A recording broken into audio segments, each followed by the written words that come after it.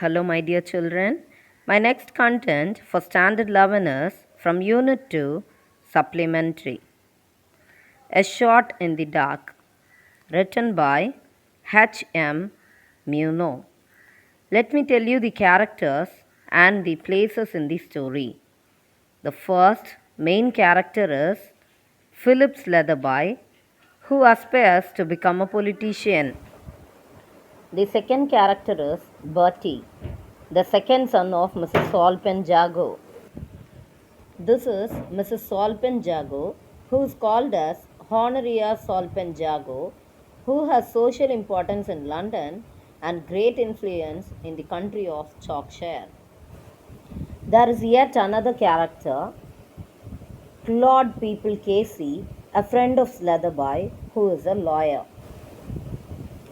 This is the country resident of Mrs. Solpen Jago at Brill Manor. Here you can see the two logos used by Solpen, a demi-lion which is called a Solpen crest and Jago crest. This demi-lion will be holding a crosslet in its paw. Here is the plot of the story.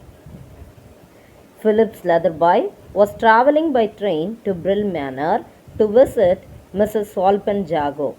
His companion in the carriage was a young man called Bertie, who was dressed very neatly and smartly. He was searching for something which is missing in his pocket.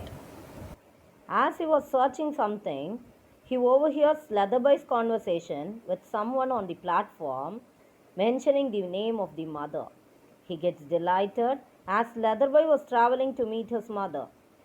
Since he had left behind his purse before boarding the train, he was in need of money to spend for his vacation. He explained to Philip Slatherby that he had 4 quid in his purse. After he started, by chance, he needs a letter to be sealed. So he took out his purse where the emblem was clipped and forgot to replace the purse in his pockets. With the remaining money, which he left loose in the pockets, he paid for his taxi and tickets. If he could lend some £3, he will return it back to him the third day when he comes to meet his mother at Brill Manor.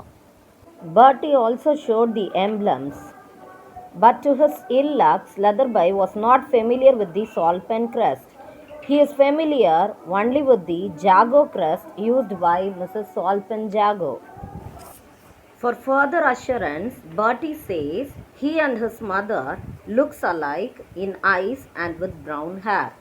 But to the ill luck of Bertie, Solpen remembers Mrs. Solpen Jago with black hair. Thus, Slatherby identifies Bertie as a fraud.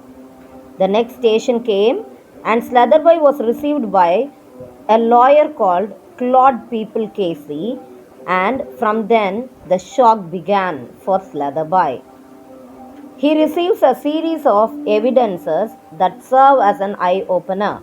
The door panel of the car in which they travelled displayed 2 crests, a demi-lion used by Bertie and a greyhound used by the mother. The lawyer tells about Mrs. Solpen Jago changes hairstyle from dark brown hair to blonde. Slatherby sits dumbstruck with no words. He realizes that Bertie had not lied to him, but he had mistaken him for a fraud. He felt very bad, and that became an eye-opener for him.